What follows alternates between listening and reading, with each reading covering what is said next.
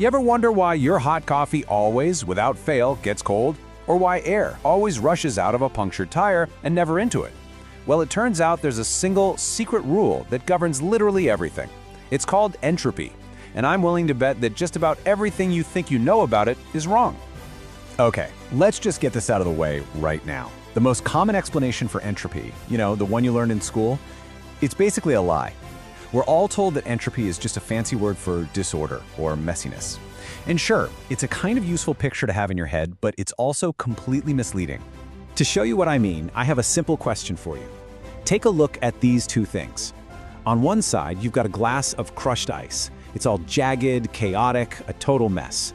On the other side, a perfectly still glass of room temperature water. So, which one looks more disordered to you? Yeah, pretty much everybody points to the ice. It just looks messy, right? The water, by comparison, seems so calm, so uniform, so orderly. Your gut is telling you, screaming at you, that the jumbled pile of ice is the more disordered one. But what if I told you your gut is dead wrong? That's right. The smooth, calm-looking water actually has way higher entropy than the chaotic, crushed ice. So, if entropy isn't just about messiness, then what on earth is it actually measuring?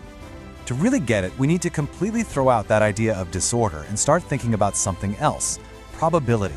See, entropy isn't about how things look, it's all about how many ways things can be. It's basically a giant cosmic game of statistics. Okay, so here's the real definition we're going to use. Entropy is just a measure of the number of different ways energy can be arranged in a system. That's it. High entropy just means there are a ton of ways to arrange the energy. Low entropy means there are only a few ways. It really is all about the number of options. Now, to make this idea really stick, let's build a super simple little model. Imagine we have two tiny objects. We'll call them solid A and solid B. And let's say each object has just 6 little slots, or bonds, that can hold packets of energy. And we'll call those little energy packets quanta. Now, every single unique way that you can place those little energy packets into those slots, that's called a microstate. Think of it like this. If you have a handful of coins and a bunch of different piggy banks, each unique combination of coins and piggy banks is one microstate. So, back to our model. Let's say we have 8 of those little energy packets to distribute. What if we put 6 of them into solid A and the other 2 into solid B? How many different ways, how many microstates, can we do that? Well, the answer, even for this tiny little system, is kind of staggering. 9,702. But remember, that's just one possible split. What if we put all 8 energy packets in solid A? Or what if we split them right down the middle, 4 and 4? Well, it turns out that some of these arrangements have way more possible microstates than others.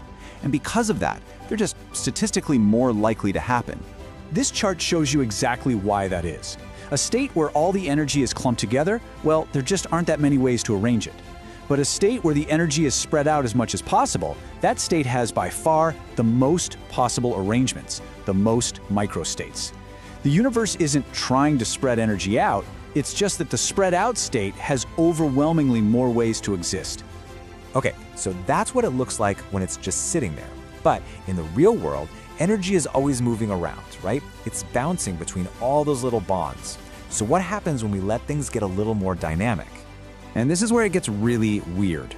In our tiny little model, if we start with most of the energy in solid A, making it the hot one, there's actually an 8% chance that at any given second, the hot object will spontaneously grab more energy from the cold one. It's a small chance, for sure, but it is not zero. And that brings up a huge question, right? If it's even a little bit possible for heat to flow the wrong way, then why do we never, ever see it happen? Why doesn't your lukewarm coffee on your desk ever just decide to start boiling by sucking heat out of the air? Well, the answer to that question is what takes us out of our little abstract model and brings us right back into the real world. It's the reason why your day-to-day reality works the way it does. And the answer is actually incredibly simple. It all comes down to scale. Our model was tiny. The real world is not. So let's just scale things up a tiny bit. Instead of 6 bonds in each solid, let's imagine there are 6,000. Now, this is still ridiculously small compared to a real object, but just watch what happens to our odds. The chance of that hotter object spontaneously getting even hotter is now this number. That is a decimal point, followed by about 2,400 zeros, and then a 1. I mean, it's a number so small you can't even really wrap your head around it. And that right there is the key.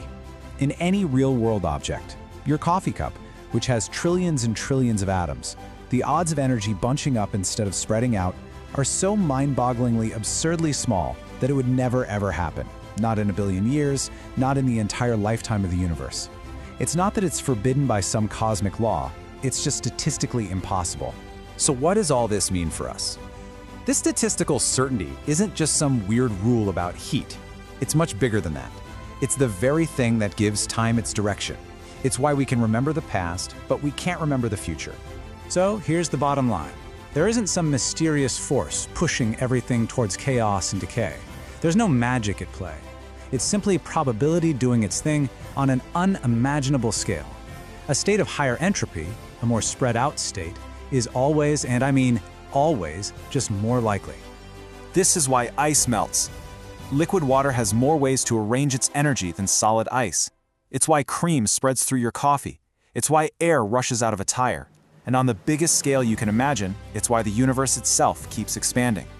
The energy is just moving, second by second, toward its most probable state. And that leaves us with one last, kind of profound thought.